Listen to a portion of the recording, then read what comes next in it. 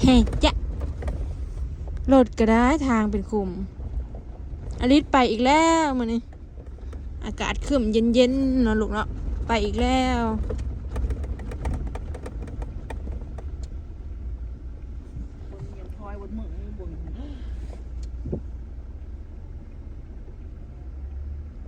วันนี้สิไปหาอยู่ไทยพี่น้องหาปลาหมอวันนี้วันอย่างวันศุกร์เบยอากาศน่ะครึ้มพี่น้อง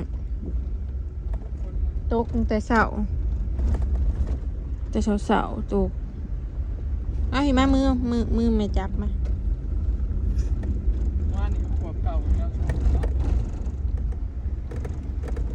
วานเขาก็ไปแต่เช้าคนนี้เมื่อวานแต่ว่ามันคือฝนสิหยดนี่ทางอะเป็นคลื่นพี่น้องเอ้ยไปเลยกระบาบ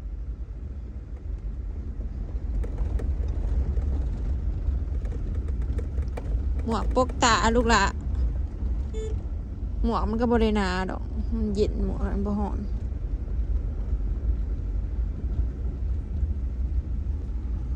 ใส่เกือบให้พร้อมถือเอาจ่องน้ำใส่ลังปูนลังรักกันยังเจลงลังปูนเห็นลักข้างหลังมวยเช่นั่นแหละบริใส่เลยจับหัวหลานตื่นแต่เช้ามื้อนี้เนาะแม่พาไปแต่มื้อนี้แล้วลูกแม่บ่พาไปแล้วเนาะแม่พาไปแต่มื้อนี้แล้วเนาะ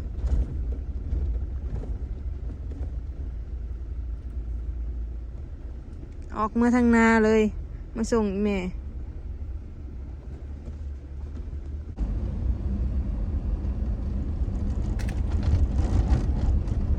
ไปอีกแล้ว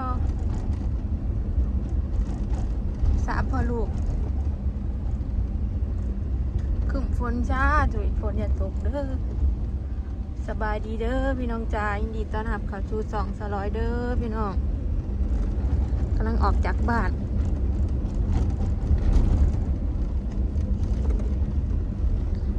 พาอลิสไปหาหมอเนาะพี่น้องไปหมู่บ้านนี้บ่ฮอด ฮอดครึ่งทางเอกสารรถเบิดเนาะเราก็เลยสิเปลี่ยนทางไปมันหาหมออยู่ฝั่งไทยพุ่นแหละพี่น้อง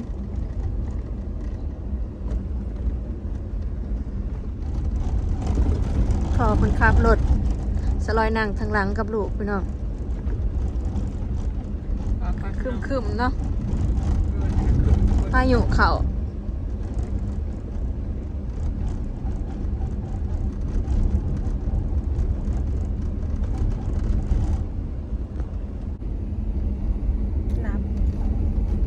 รับอีกแล้ว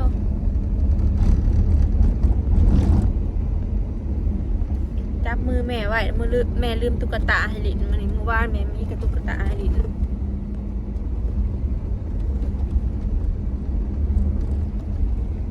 เตรียมเครื่องเตรียมของให้เดี๋ยวไปกินนมเลยก็นอนอาทิตย์ไปหาหมออีกแล้วมื้อนี้ฉันรอย่านอันนั้นแหละย่านเสลดอะไรพี่น้องเสลดลายเสลดเหนียวติดคอนะเบิ่งลูกเห็ดปลื้มชุกใจมันเก็บถมอันเฉลี่ยเนาะคอยผ่านเลยยังถมบ่เป็นดอกเฮ้ยนั่นแหละมันเห็ดดื้อเลยนะที่มาเจ้ามันมีหลุดบ่แม่นเนาะยามันหวานเนี่ยนะกินอาหารนะกินยาอาหารใช่ไหมกับกินนมพงแน่บางเถื่อนเนาะขึ้นนี่ก็นอนรับสนิทไปนี่กินยาดิบละลายสิทะเลใช่ไหมอันสิไปเบิ่งพี่น้องแต่ฉะนั้นก็คิดว่าย่านเพิ่นเป็นอันเสลดแหละเสลดติดคออย่างนั่นแหละคอขั้นปอดแล้วมันก็สิอยู่บ่ได้นะเพิ่นเนี่ยในเรื่องมันปอดหายใจพุ่นน่ะอันที่คือสิหายใจแห้งวูบวาบหั่นน่ะความหมายนั่นก็คือแบบพอเห็นในห้องปอดแล้วหายใจธรรมดาหายใจแบบงาบอยู่นะมันเขาเป็นปอดแต่ละเทื่อแบบคือแบบว่าแต่บางคนมันบางทีมันก็เริ่มแสดงอาการหน่อยมันก็หลายสาเหตุกินยาเมื่อคืนเนี่ยละ ละลายอันเซมพะนะแบบมันบ่ถึงกับเศร้ามันพอจะอยู่ได้แบบระยะหนึ่งมันต้องได้กินยาตลอดเลยพอจะแบบพอทุเล่าขนาดรับอีกแล้วพี่น้องอย่าว่าชาลนุ่งเสียตัวเก่าด้วยตัวเก่าลีแต่ว่าชาลอยสักแล้วเนาะ สักถึงคืน มันบ่มีเสือที่แบบนุ่งสบายนะอ้วนขึ้นเสืออันน้อยไปเลยเสือเห็นยาวนุ่งตัวนี้คือแบบมันสบายอีกอย่างมันโตใหญ่แน่พอสิแบบนั่งแล้วปกลูกไปนำ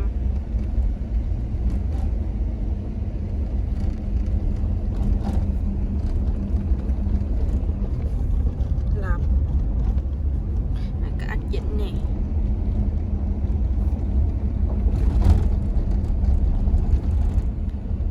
ไปพี่น้อง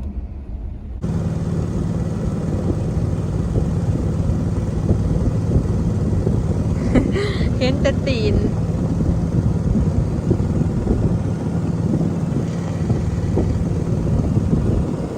กำลังนั่งเรือขาม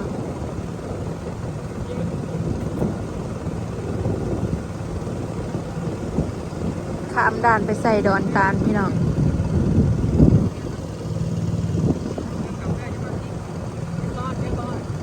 ฮะ เริ่มแอมหาเจ้าเลย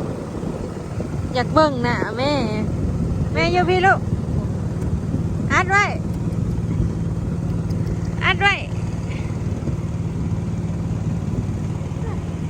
เริ่มดื้อแล้ว ยืดเนาะ อยู่ดีๆลูก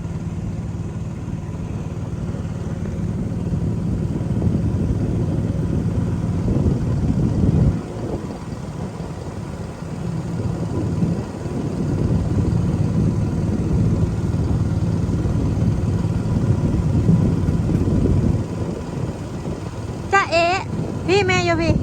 จ้าเอ๊ะ วินพันแล้วก็ยังเพิ่มนะ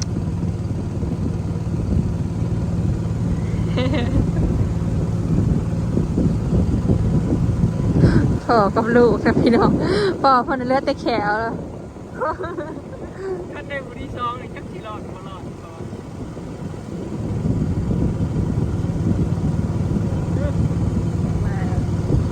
สิฮอดแล้วใครแต่มันบกกวางเนาะทางนี้ มันแคบฮอดไว้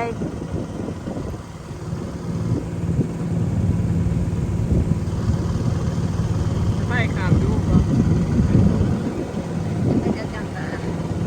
ถึงตอนเดือนหน้ามาเขาจะสิบอกว่าจะเส้นวัดเราอยู่ก่อน เราก็ได้มีบัตรเหมือนไหนมีแต่ได้อยู่กับบัตรเดียวไปเลยนะ สบายเนาะ ก็ได้มีบัตรเดียวนะเขาชัวร์จังเลย ไซเนอนั่งจะไปไซเนอ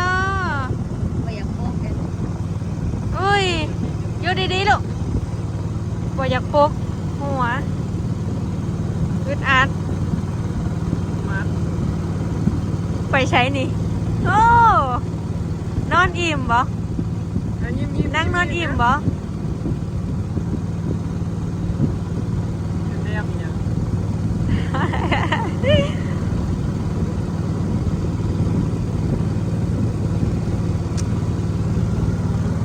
เฮ้ย ชิฮอดแล้ว มาเที่ยวไทยบ่ฮะฮอดไวอะไรเนาะทางนี้แต่ว่าไม่ใช่มีอันดอนลายจะมาหาป่าจังไหนก็ฮอดยามป่าขึ้นแล้วพี่น้องแต่ละปีก็มาโคตรป่า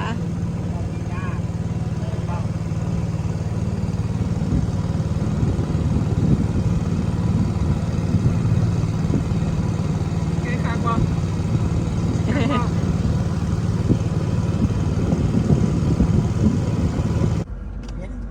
เฮ้ยอยู่กับไผนะเฮ้ย เด็กก็ไปเด้อ อาลิสอยู่กับไผ อยู่กับคนช่วยอยากลิน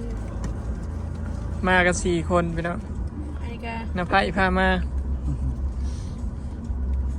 เอ้ยอยู่กับไผนะ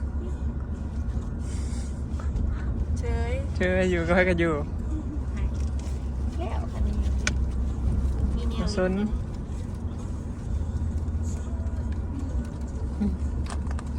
ปั๊บให้เฮานี่เด้อ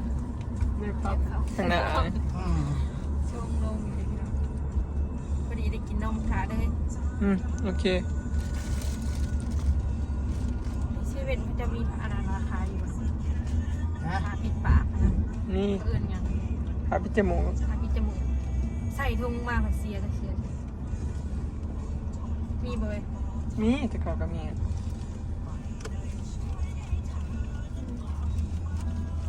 ขั้นไปทำข้าเจ้าผ้าปิดปากข้าเจ้าจิงเรืองอยู่เลย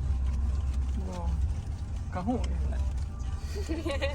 ยินให้เขาจะมองยังเกาะ ครับพี่จมูก ผ้าปิดจมูกเลยสิ ว่าปิดปากปิดปากกับชิ้นหูอยู่ดี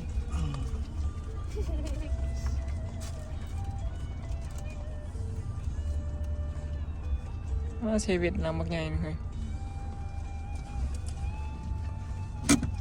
เบิ่งเซเว่นนะพี่น้องบักใหญ่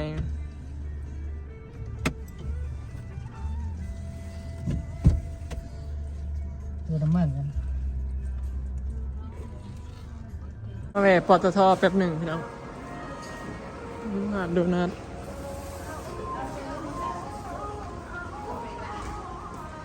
เดี๋ยวเขาแวะเซเว่นซื้อของก่อน วันแม่ชื่อเล่นนะ มีแต่เก่ามีสมมติอันนั้นบริอึดอ่ะสมัยมีแบบ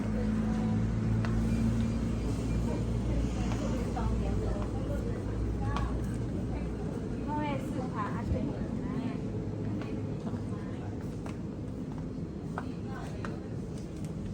ะ แม่นนะ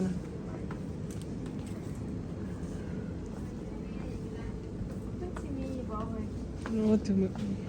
ไปทางงานโถมันหมดหนามีอ่ะ เบิ่งสิฮะเห็นเหรอ อันนี้ของเด็กบอก มันบุญใหญ่จีบ่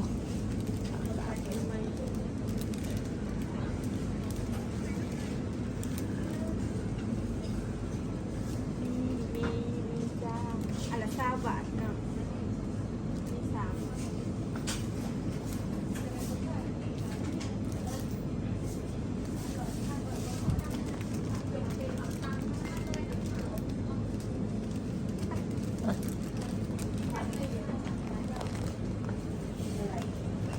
จ่ายบินนะบึ้นเฮ้ย อลิสไปอยู่น้ำพออีกแล้ว แอมครับ มีแต่อยากลิ้นแล้วบ้านี่เริ่มดื้อเลยเริ่มได้ไปดูละเบิ่งถ้าโดนบ้านข้าเจ้านะพี่น้องดีขนาดเนาะ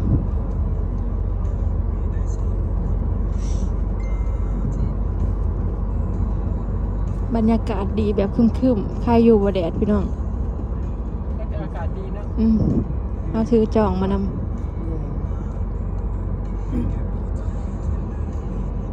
จะหวานเขานะคนนั้น อยู่พี่เห็นเขาเจ้าวานเขาลายแหละหยอดเอาบอกทั้งบ้านชุ่มเฮาแล้วกำลังเริ่มหวานเลยเขาแต่เก่านี่มีแต่ดำเมา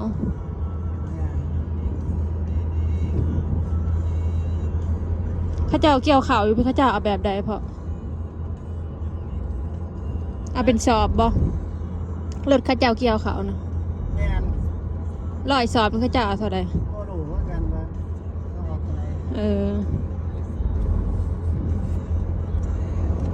อยู่บ้านนะสอบละ60 บาทเลยนะเฮ้ยข้าเจ้าเอาสอบละ60 บาท2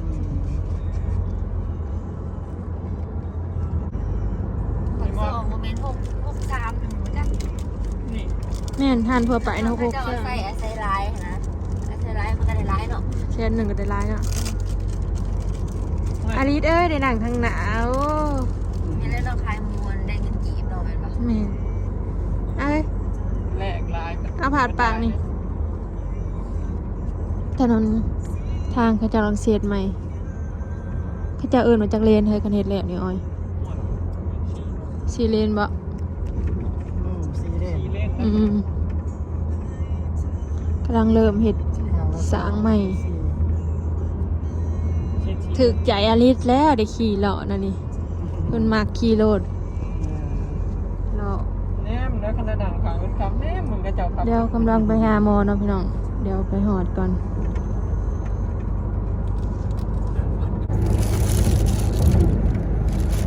กระเป๋าแม่ลูกอ่อนพี่น้องมีแต่ของลูกเต็มกระเป๋า